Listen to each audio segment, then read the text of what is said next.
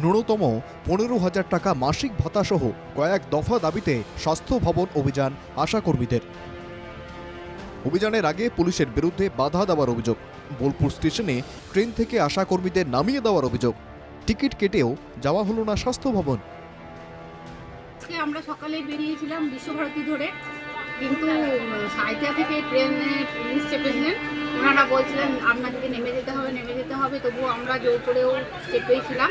তারপর বোলপুর স্টেশনে ঢোকার সময়ই ওনারা আমাদেরকে জোর জবরদস্তি নামাতে লাগলেন। আজকে কর্মসূচি ছিল স্বাস্থ্য ভবন যাওয়ার।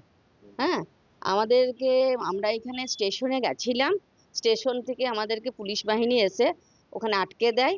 আমাদের কোনো মেয়ে সেখানে যেতে পারে না, এমনকি টিকিট কেটেও সেখান থেকে টিকিট রিটার্ন করতে হয়।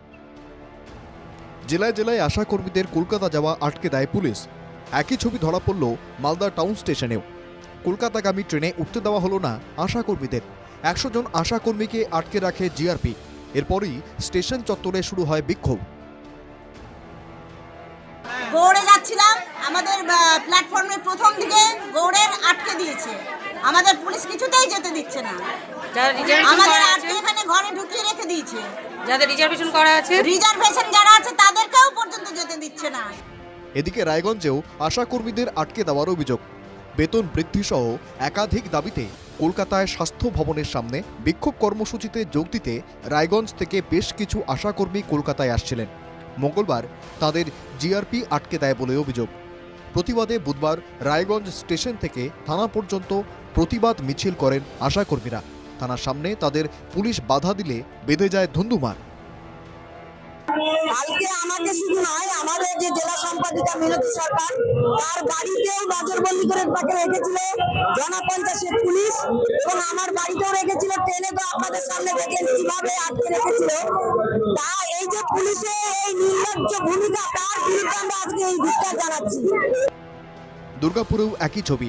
দিনের আলো ফোটার আগেই আশাকর্মীদের আটক করে দুর্গাপুর মহিলা থানায় নিয়ে যাওয়া হয় বলে অভিযোগ। এছাড়াও অভিযোগ রয়েছে বহু আশাকর্মীকে হোম অ্যারেস্ট করা হয়েছে। থানায় প্রতিবাদ দেখান দুর্গাপুর পশ্চিমের বিজেপি বিধায়ক লক্ষণ ঘড়ুই সহ বিজেপি কর্মীরা। পরে আশাকর্মীদের ছেড়ে দেওয়া হলে তারাও বিক্ষোভ দেখান। স্বাস্থ্য কর্মীদেরকে কেন পৌঁছতে দেবেন না?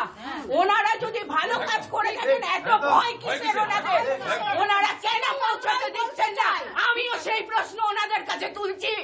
মাননীয় মুখ্যমন্ত্রীর আন্দোলন দেখেই আমরা প্রভাবিত হয়ে আন্দোলনে নেমেছি, কিন্তু উনি কেন এটা করলেন? লজ্জা এটা। বর্তমানে আশাকর্মীদের মাসিক ভাতা 5,250 টাকা। পশ্চিমবঙ্গ আশা স্বাস্থ্যকর্মী ইউনিয়নের দাবি সর্বভারতীয় প্রেক্ষাপটে ন্যূনতম মজুরি 26,000 টাকা। সেই সমস্ত দিক পর্যালোচনা করেই 15,000 টাকার ন্যূনতম মজুরির দাবি তুলেছেন আশাকর্মীরা। এছাড়াও তাদের পাওনা টাকা বিভিন্ন কিস্তিতে না দিয়ে একসঙ্গে দিতে হবে বলেও দাবি করেছেন তারা। সেই সঙ্গে চাকরির নিশ্চয়তাও দাবি করা হয়েছে। একই সঙ্গে দাবি উঠেছে কর্তব্যরত অবস্থায় কেউ মারা গেলে পরিবারকে এককালীন 5 লক্ষ টাকা দিতে হবে। Bureau report, NK TV Bangla.